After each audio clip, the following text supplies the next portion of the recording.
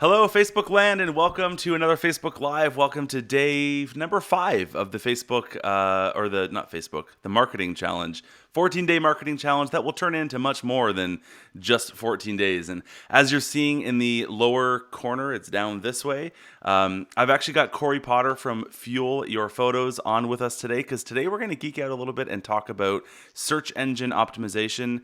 And although I know a little bit about it, enough to be dangerous, like I say, I'm certainly no expert on the topic. And so I thought that we would bring on someone that actually knows what he's talking about when it relates to this topic. So, Corey, how's it going? Welcome to our Facebook Live. Thanks for having me. Yeah, it's going pretty well here. Yeah, I'd love for you just to share, just to kind of give some context to everyone hanging out with us right now and watching. What is it that you do, and what is Fuel Your Photos, just so they can kind of understand the context and some of your background. Yeah, sure. I was a wedding photographer for about 10 years. And then when my family started growing a little bit, we have 3 kids now. And my wife and I were working on wedding photography together. But as we started having kids, she's homeschooling and taking care of the kids full time. So she couldn't help with the photography business as much. And so I kind of got back into what I was doing before photography, which is web development and search engine optimization. And I thought, there's not a really great source online for photographers to have a trustworthy place to learn about SEO. There's a lot of bad information out there. Mm-hmm. It's kind of confusing, and so I wanted to make kind of a safe space for people to ask questions about SEO, learn about SEO, put out education and resources. And so that's what Fuel Your Photos is all about. Yeah, I love it. I love it. And I know you have a challenge that you have coming up that we'll talk about in a little bit as well, because I want to point those that want to dig deeper into that stuff. I want to point them in that. If you're watching the live, obviously you're watching the live version, or even if you're watching the replay version of this, you've been following along now for a few days, hopefully. And we've walked through this whole path of, your website, and we've talked about the tone and the language and how you identify your ideal client on your website. And we've talked about navigation and guiding your clients through your website to make sure that it's a seamless experience for them. We've talked about curating your portfolio and making sure that you're putting your best foot forward and how to best present those images to your clients. We've talked about some sneaky tools you can install. I know we're going to talk about it today as well, but we talked about mouse flow in a previous one of the lives that we did here, where we said, hey, don't just take our word for what we're saying here. Like, install a tool like Mouseflow, or you can use Google Analytics. There's lots of tools out there. We'll talk about a few of them today. But understand what's happening on your website so that you can make more informed decisions. So we've talked a lot about those kinds of things. And before we get into some of the tactics and some of the other one-off strategies, and I have to tell you guys, we have so many things coming your way. I just recorded 3 interviews yesterday, specifically just for this program for you guys, just to kind of throw you ideas as to how you can generate some revenue during this crisis time. But before we get to that, we thought we would just put the brakes on just for a moment and just get a little bit geeky and get into the SEO conversation. Now, one of the things, and Corey, I'll pass the torch to you in just a second here, but one of the things that I think is important for us to establish for photographers is that SEO, and I guess I should clarify, in case you're not familiar, SEO stands for search engine optimization. SEO is not perhaps what it once was perceived to be. I think once upon a time it had this, and I don't know, Corey, maybe you can talk to it in a minute, but I don't know if it ever really was useful to do these let's put a bunch of white keywords and white text on a white background and bury it at the bottom of our page. I don't know if that ever actually worked, but I know that for a long time, online business owners sort of assumed that SEO was really all about those tricks, let's make sure we have alt tags and make sure that we're doing this, and we got to bury the keywords. And you still see it sometimes. I go to some photographers' sites and it's like, welcome, I am a Niagara wedding photographer serving weddings in the Niagara region, Burlington, Hamilton, Grimsby, Stony Creek, St. Catharines, Niagara-on-the-Lake, Welland, Ontario, and beyond. In Niagara, I do weddings. If you're looking for weddings in Niagara, I do weddings. I am a established wedding photographer. It's like, that doesn't work. Stop doing that. So, Corey, I want to talk to you then. Give me kind of a lay of the land. Where does SEO as an overall strategy for our businesses as photographers, where does it stand today? Yeah, it's funny because you're talking about all of that stuff, and the reason it worked in the past, there's a couple of reasons. One is because the algorithms were less complex and sophisticated, and certainly now over time, Google is always trying to they're always trying to display the best results, and they've got to tune it. I mean, think about it. There's billions and trillions of web pages out there, and they're creating algorithms that should be able to sort all of them. And Hmm. so, complicated. It's complicated, but um, the other thing that's really interesting for photographers is that there used to be a lot less competition, and so you could do some of those things, and like just because you mentioned certain words, you would rank because no one else was mentioning those words at Right. all. So now, as more and more people come in and start learning some of the best practices for SEO, and they're optimizing for some specific things, and they have decent content, then you can't just spam keywords and rank anymore because you're competing against people who have real content. Right. So it's hard because like lay of the land, where does it fit? I think what's really important is that people understand SEO is a great way to build a sort of passive source of leads, right? So if you're just getting started with your business, you shouldn't think that SEO is going to solve all of your problems and get you people knocking down your door. It should be, however, something where as you're kind of hustling and getting leads and networking and doing all the other things, that at some point you should be able to be getting inquiries from your website just on autopilot because you're showing up in front of the people who you're trying to target. Yeah, totally. I think what's interesting about that too, one of the notes I've made or I've seen over the years, and one of the things that I teach when I do in a very gentle way go into this SEO topic, is this idea that like yes, you want to show up for like your area, space, whatever kind of photography you do. Like yes, that's what we all think SEO is about. But I'd also argue, and Corey, tell me what you think.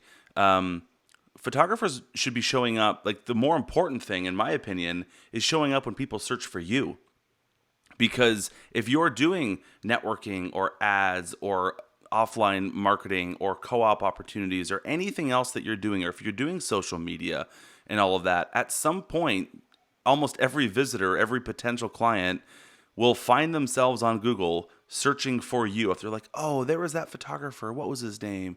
Bryan," and they'll search for it, and you need to show up there. That's super important. Yeah, that's really important. And the great thing is that's relatively easy to do, Right. but there are a lot of people who don't get that right. And one thing I've been seeing a lot lately is that people, when they start their business, are using a brand that's already kind of confusing out of the gates. Mm, They're choosing something generic. Like I have someone who's a studio and then a number photography. And so, like, the problem was there's already a few dozen people using that, and there's even some other businesses using a similar name. And so, at that point, it can get confusing, but if you have anything original or unique, it's relatively easy. And you're right. Like for most photographer sites that I look at, when I log into Search Console, I'm seeing that branded search is often 30 to 60% of their traffic. There's a lot of people who are searching for their name or something related to their name, the name of their business. And that comes from all of that word of mouth. And there's really kind of three categories. The first one is branded search. That's what you're talking about here. And then there's the like these head keywords, things like wedding photographer in whatever city. And then there's kind of long tail keywords, which are other things that your market might be interested in. For example, as a wedding photographer, you might talk about wedding venues, wedding planners, whatever else. It's things that people are thinking about potentially even before they hire a photographer. I know, like personally on my site, my guide to wedding venues in my city probably gets 10 times more traffic than my ranking on the first page for Columbia wedding photographers. right. Yeah, and so that's where, if I guess if we take that as a cue to transition into some of the, at least what I think is one of the sort of golden rules of SEO, and tell me if you agree or if you disagree. But um, when you're thinking of SEO, you basically need to build your site and build your content for people, not for robots. Would you agree as that as like an overall sentiment? Do you think? Yeah, absolutely. If you start with that sentiment, I think you're going to be way ahead of someone who's like trying to force their content for robots. I do think that it's important to learn and understand how Google crawls and indexes and what factors they look at. And therefore, at some point, you do have to right for the robots because you need to put the things in the place that they're most likely to see it or understand how it relates. So some of the formatting and things that you need to do to your website, it really it's still for visitors because theoretically, if you do it the way that the robots want it, then it should be a better experience for visitors as well in most cases. Hmm. Yeah, I love it. Okay, I've got a whole bunch of things here. I'm going to start riffing off some of the ideas for folks, and then Corey, if you want to jump in or clarify. And by the way, for everyone watching right now, if you have questions for myself or Corey just about SEO, or if you want to go back and ask questions about some of the previous challenges that we've had, throw ideas our way. We're happy to answer these live as we go. So, some quick tips that I have in terms of, and again, Corey, love to have your opinion on this. We want to keep people on our site. Now, this is a good rule just in general for conversion optimization and for giving a good experience on the web. And obviously, the longer we can keep folks on our site, the more likely they are to continue in the ecosystem that is our website, which will then hopefully eventually turn them into a lead. But also, from an SEO standpoint, the lower your bounce rate, the more likely your page is to rank higher in Google. Is that like a fair statement, do you think? Well, actually, it's a good thing that you bring that up. It's kind of a common myth, but it's not really a Okay. myth. Yep. There's some nuance to bounce rate. So here's the Right. thing. Bounce, when you're looking at Google Analytics, just means that someone came to your site, one event was fired in Google Analytics, which typically is a page view event, Hmm. and then no other event was fired, and then the session ended, Right. which means they could have looked at one article, one page, got Right. everything they needed. They even submitted a contact form, and if your form isn't set up to fire an event, which most are not Right. by default, then they leave it still bounce. Right. Whereas there's another term that we in SEO we talk about. It's called bounce back or pogo sticking, which is essentially whenever someone comes from a Google search, they go to a site and then they leave and go back to Google search. We call that a bounce back. Whenever that happens, it does send a signal to Google that this person didn't find what they're looking for and they're coming back to look for more. In those cases, Google's going to say, this probably isn't the right quality content, the kind Right. of content you're looking for under this query. We might not show that here anymore. Right. Whereas a regular bounce, I mean, I've seen sites that have 80 and 90% bounce rates that are still ranking number one for really competitive keywords. So it's tricky because, like, if you really want to look at bounce rate, you probably need to set up your site to use Google Analytics in a way that fires an event after a certain amount of time or after a certain scroll Right. depth or form fill. If you do that and you still have a high bounce rate, that could be a problem. Right. Yeah, I guess I look at it almost like we would look at it from a Google or a Facebook ads perspective, where if you're serving ads, and this is a completely different topic, but I think still relevant. If you're serving ads, and if Facebook, the ads manager, if it sees that people are clicking the ad and then almost immediately coming back into Facebook, they're realizing that that ad probably either there's a mismatch with the messaging, it's not relevant, it doesn't make sense, it's to sale, whatever the case is. Facebook is going to charge you more and put your ads out there less because it's basically realizing this isn't a great experience for our users. And Google, I think, does a very similar thing. Exactly. Yeah. Yeah. And it's also helpful if you're looking at analytics and you're looking at bounce rate, you can filter by channel, right? So I expect social media bounce rate to be very high. If you share an article or a session that you blogged or something like that, you're going to have all their friends and family who go and look at that. They don't really need to look at any other pages on your site and they're going to bounce. So those are typically 70 or 80%. Right. Whereas you want your organic search traffic to probably be more like 30 to 50% as kind of a healthy normal. Right. So definitely filter that by channel. And you do want to keep an eye on it because if it's getting really high, you want to make sure it's not that your site's not loading fast enough or it's having problems on certain devices or things like that. So bounce rate's a great metric to check to make sure that your site is healthy. And if those numbers are underlying problem you need to fix. Yeah, and I think too, like that whole conversation is just as applicable for SEO as it is just for general website experience. Like the more you can keep somebody on your site, the more that you can keep them reading, that you can keep them looking through your images. If your navigation is easy to understand, if it makes sense, if it guides them, if it's intriguing, if it's interesting, if it's relevant, then they're going to want to stay there. If they don't, they're going to want to leave. And whether or not that even has an impact on Google, if someone comes to your site and leaves, that's another person that is not going to be getting in touch with you. So the more likely you can get someone to stay there, the more likely you're going to get them to actually inquire with you. Absolutely. Yeah. Yep. Cool. So you talked, Corey, a minute there ago about speed, and I want to actually move over to that as a conversation because I think it's really important.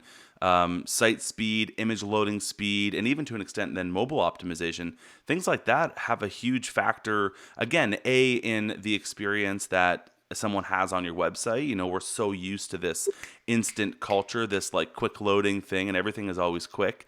Yep. And then if you go to someone's site and it's slow, like people in general will probably leave, but also Google will penalize you, and the search engines will penalize you if things are slow, if they're not loading fast, or if it's not optimized for mobile. Can you talk maybe just a bit about that? Yeah. And I would say, maybe 2 years ago, I would have been telling people it's really not that big of a deal. It's not that important. And it's always been, when I say always, at least for the past 5 years or so, it's always been somewhat of a factor.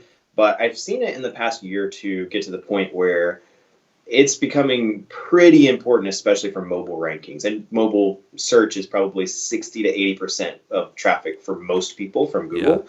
And so I've seen sites that load really fast rank, significantly higher on mobile than the ones that don't. And so it does matter, especially for mobile rankings. And I would say, even having said that, it's not it's not a situation where I feel like people need to have their sites loading in 1 second or else like Google's going to penalize them. It's more like if the site is leading to a negative experience. In other words, if people are leaving because it's too slow, or if it just can't load on most browsers, or if Google can't render it, that's a real problem. Is that Google is trying to, now they've just switched a few months ago to rendering JavaScript, which basically means that they're loading the page the same way that your browser loads it instead of just text.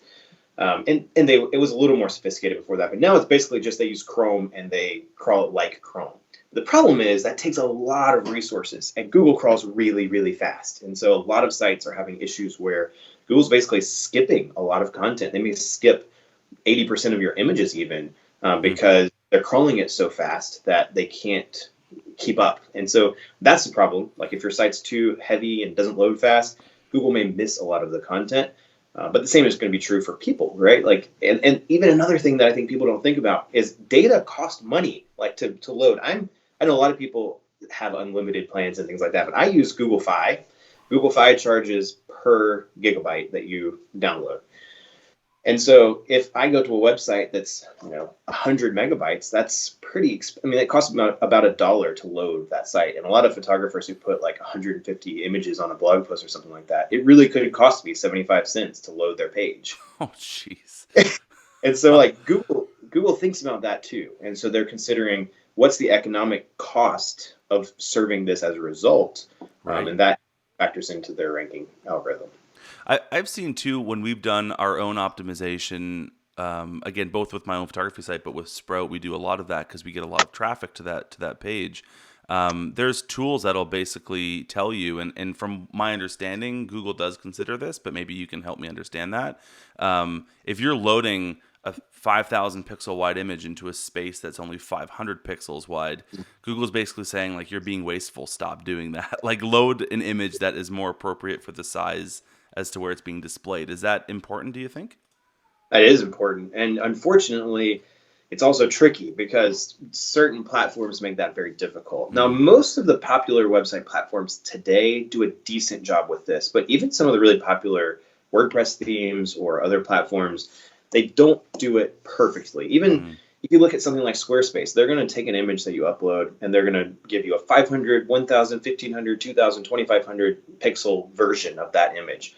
WordPress is going to do by default something kind of similar. There's going to be several thumbnails that they create that are different sizes. There's some sort of dynamic settings to serve the right image. But the problem is if you need to fix that on your platform because it's not working, you're probably going to need a developer. I mean, Right. it's not easy to. Sometimes there's plugins that can help if you're on WordPress or something like that, but it's hard. The reason I don't go into that kind of thing more often is because it's not something I can give people as like actionable advice on how to Right. fix it, right? It's like you probably need to redo your website, switch to a different platform, hire a developer, and it's tricky. But if you're having major problems with that, it's worth it. Like if you're loading 5,000 pixel images in a 500 pixel space, that's a huge problem. Yeah. So Yeah. a little bit off, it's like, For sure. whatever. Yeah, I mean, if it's not perfect, that's cool. But I know I've definitely seen it. You go to some photographers' websites and they've got like the full screen, beautiful video loading in the background, but the video's like 150 megs, and I'm like, that's not good. Like that's going to hurt website visitors' experience, but it's also going to hurt the way that Google crawls the site. Yeah.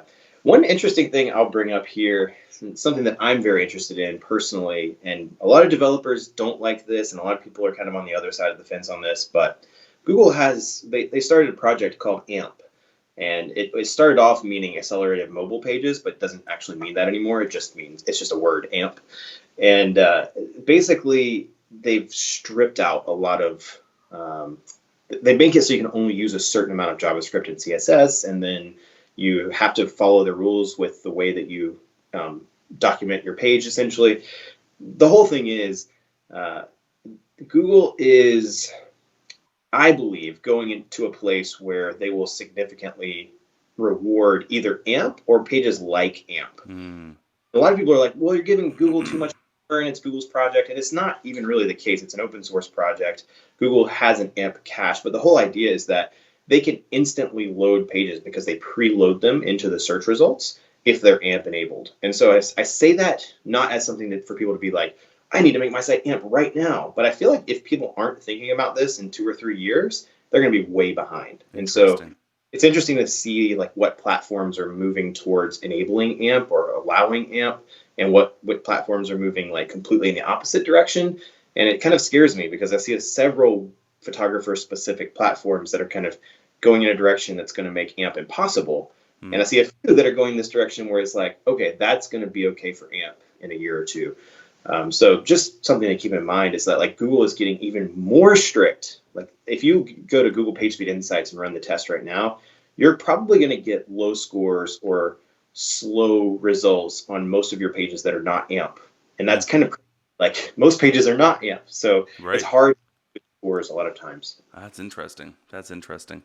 Um, I want to talk a little bit about Google Business Listings because I think it's an underused tool. I suspect, at least from when I've done research on photographers who don't work one on one.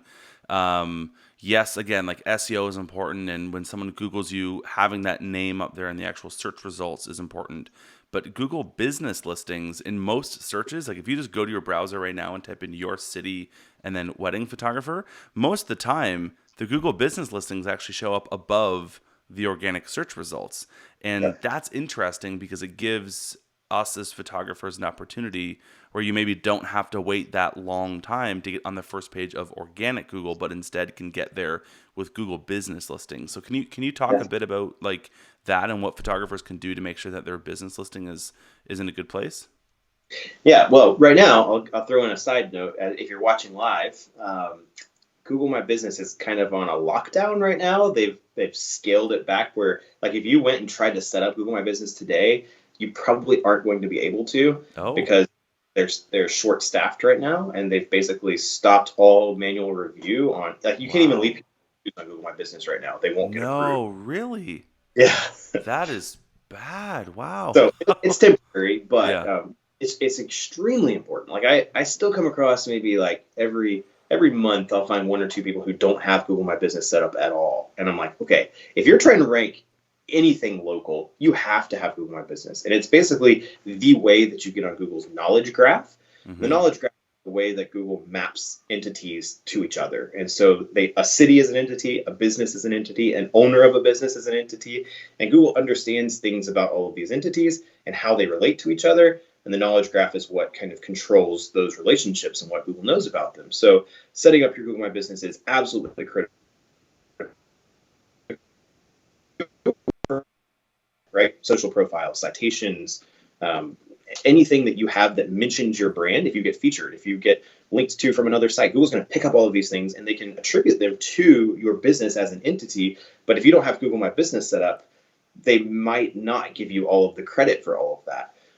And so that's kind of another reason that you need it set up. Yes, you can absolutely show up in Map Pack. I will say it's hard. It's hard these days because most photographers don't have a physical address that they work out of like as a studio. There's plenty of studio photographers. And so for those people, they have kind of an unfair advantage. The address is a huge part of the ranking algorithm for the Map Pack, right? So if I start from here at my house, I'm going to see different results than if I search 15 miles away. Right. And it's going to highly prioritize the businesses that have verified an address close to the searcher.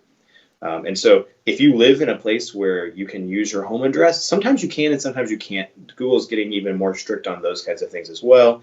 But if you have a studio or something that's close to a downtown location that you're targeting, you have a really strong advantage that you can verify that address and probably rank almost instantly. I know, just as a side note, maybe a trick, or not a trick, but a strategy that photographers, because one of the things we're going to be talking about in a couple of days is partnership marketing. And one of the strategies that I know I deployed in my own business for probably 2 or 3 years, and this may be going back 7 years ago, I partnered, because at the time I had a home studio. I mean, I built a studio onto our home, but it was still technically a residential address. So I partnered with a local framer, and I basically had a little sort of center in their store where I had some of my work displayed. They obviously framed them, but I was able to have client pickups at this location. I was able to go there once a week and just be available to, talk with people, things like that.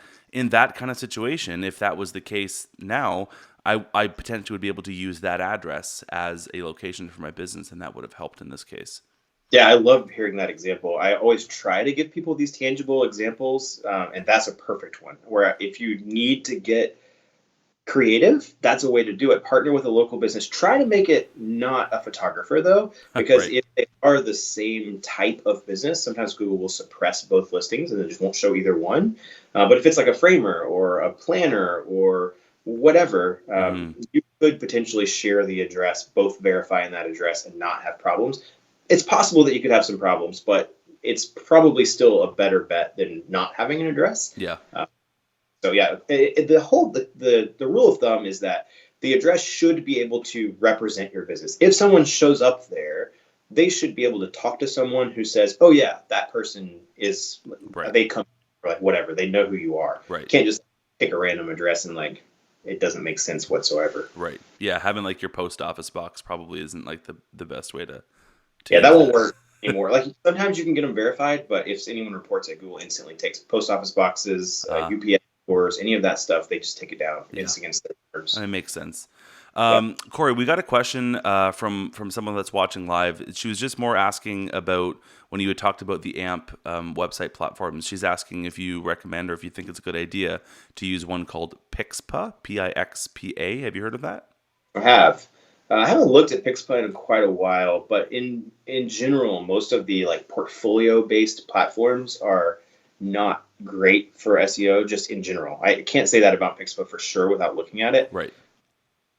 Usually, they just don't have much customization available, or they're all JavaScript, and there's often rendering problems or technical things like that. You don't have any control over indexation, so you get a lot of stuff that shows up in the index that's low quality, and then Google kind of sees your whole site as thin or whatever. So I see that a lot on these kinds of portfolio sites like Pixpa. You just have to be careful with it. I don't know, without looking at it more in depth, like what the possibilities are. It also highly depends on your market, your specialty, and how competitive it is, right? So sometimes if you're in a small town and you're doing boudoir photography, it really doesn't matter. You could use pretty much anything, and as long as Right. you can get some words in it a little bit, like it'll probably rank. Right. Whereas if you're like a wedding photographer in New York City, it's not going to happen. Not with Pixpa, Yeah. ever. Yeah. Okay. Good call. Thank you. I guess in wrapping things up, Corey, what are some tools or some other systems or utilities that photographers might be able to use? I know you've probably got a whole bunch of them. I'll throw out a couple, and then if you want to add to it, I'd love just to kind of give some photographers or give the photographers some tools that they might be able to use to kind of help them do some of these things or understand some of these things or analyze some of these things, because I think analytics are a big part of this. Obviously, Google Analytics is a good one, is a useful tool. I recommended Mouseflow previously, just for heat maps and for tracking the activity that's happening onto your website. Don't know if you have another one that you can recommend on that. You actually look frozen to me right now. I'm not sure. Oh, there you go. You're back. Yeah, I can hear you. Cool. So Google Analytics, Mouseflow was one. Obviously, I mean, something simple like you need to make sure that you have the or the Facebook Pixel installed on your website, because you're going to find that useful if and when you decide to start doing Facebook advertising. You want to have all of that data have been there historically. But what are some other tools that you would recommend, or some utilities that you think a photographer should kind of look at with all this stuff? Yeah, so first of all, I would say you mentioned analytics, but we haven't mentioned the Search Console. Google True. Search Console is completely separate from analytics, and it shows you everything that happens in Google Search. So if you're working on Google Organic Search, then Search Console is an absolute must. Analytics is going to show you what happens when people get to your website, whereas Search Console is showing you what happens before they get there in Google Search. So that's important. It's really easy to verify, especially if you already have analytics set up. And then after that, let's see, you mentioned Maslow. We use Hotjar, which is basically the exact thing. That's always great. I will give kind of a little caution to those kinds of tools. Use them for a certain period of time, and then probably disable them, because there is a pretty heavy load burden on a lot of those those scripts. I've seen them take up to 3 seconds longer for your page to load just because you're using that code. So be careful with it, but definitely we're on several of our pages right now to try to get some heat maps. A tool that's well, it was free and they just introduced a paid version. I knew it was going to happen. It was too good to be true, but it's still pretty cheap. It's called Ubersuggest. Ubersuggest, even though it's a Neil Patel tool, and I'm not like a fan of Neil Patel for photographer SEO. He has a lot of SEO, and it's probably not great for photographers. But Ubersuggest is a great tool. You can find keyword volume data. You can put in a competitor's domain and see what their top pages are, or their backlinks, or things like that. So as far as a free tool, it is free to a limit, and then it's like $10 per month if you want the full version, which is way cheaper than the tools like I use, something like SEMrush or Ahrefs. These are like $100 plus per month. Doesn't make sense for photographers in most cases, but something like Ubersuggest is a great place to get started as far as doing research. Cool. What about tools on your site? I know, for WordPress users, Yoast SEO seems to be sort of one of the sort of the bigger ones. Obviously, if you're using Squarespace, you're more or less stuck to the built-in tools that they have on Squarespace. Are there any other tools like that you might suggest, like that are platform specific? Yeah, when I think about that, I mean, most of it goes straight to WordPress. And honestly, we try to avoid as many WordPress plugins as possible. Again, the performance faster, we're going to avoid plugins. But there's one called SiteKit by Google, which will kind of bring your Search Console in and let you add analytics and tag manager and all kinds of things. It's kind of a cool plugin if you want to use something like that. If you're trying to set up analytics and it's too complicated or whatever, if you're on WordPress, Monster Insights is a good plugin to like kind of get that easily set up. This is kind of like a little specific, but there's a plugin that we've been using called Table of Contents Plus. And if you're writing any kind of content that is long form that would potentially need a table of contents or an outline or something like that, which probably if you're going to be doing kind of long tail keyword targeting, it's a good idea to do some of that kind of content. The Table of Contents Plus plugin basically uses the headings on the page, so the H1, H2, H3, and it builds a table of contents at the top. And what we've seen as we've done this, we're able to win more featured snippets. It's also giving a lot of site links in the SERPs where it'll like jump to a specific section if someone uses a query that's kind of close to a section of your site. So that's been a really cool plugin.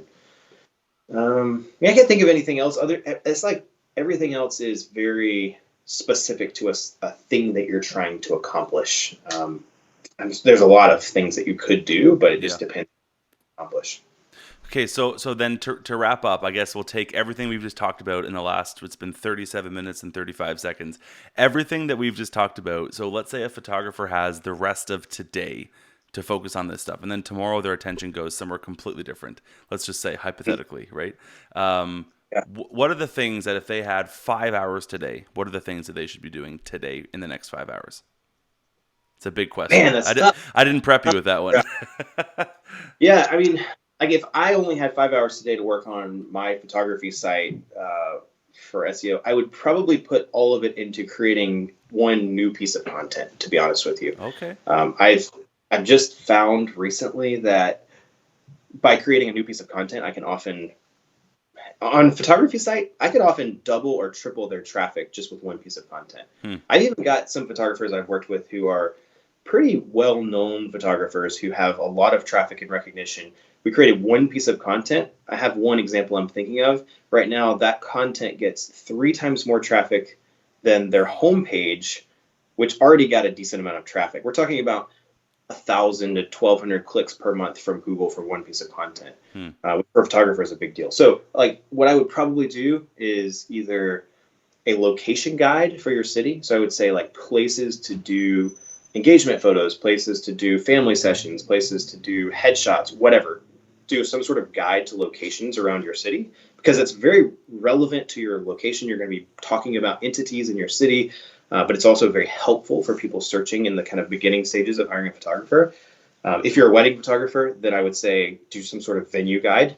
Venues in my city is that's going to always perform well. If you can even do a little bit better than what's currently ranking for that, you can win. And then if one of those doesn't work, then I would say do some sort of roundup post of a specific type of session. So, or type of photo even. So like it could be you do 12 funny engagement photos with dogs, or it could be that you do 19 father-daughter dance photos that will make you cry or whatever. So like some sort of content that's likely to get some search traffic for a specific topic, but also very clickable and shareable. Something like that I feel is like, okay, one more example I did recently was I was making a course example for what would be a maternity photographer. And I did a post that was date night ideas for pregnant couples. And that's like, I don't know, it's got like 20 date night ideas or something like that. And it's already bringing 300 or 400 clicks. I don't know if it's per month. It's like 100 or 200 clicks per month, I think. It's a lot Great. for Yeah. one post. It took me a few hours. And Yeah. so I think if you can do something like that, that's probably where I would start if I had a very limited amount of time, because it's also something that's not platform specific, Right. can perform even if some other things on your site are wrong. And so there's plenty of things to do. If you don't have Google My Business set up, do that today. Do that. First. Yeah. But, yeah, for well, sure. maybe you might not be able to do that today. True. Yeah, that's true. So maybe schedule that for a couple weeks from now.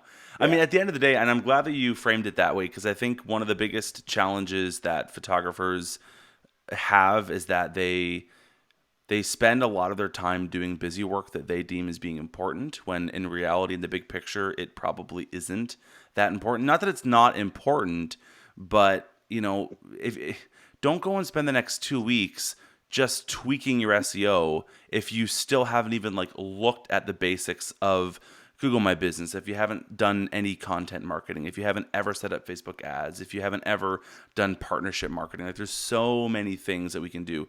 Not, again, to say that SEO is not important, because it is important, but don't go and waste all this time thinking it's like the be all and end all when there are a lot of other things that you can do as well with your time. And also then at the same time, don't spin your wheels trying to figure this stuff out yourself. Like, use resources like what Corey has to get the not get the answers, but to get the guidance to be able to do this the proper way, and don't spin your wheels doing the wrong things and all that.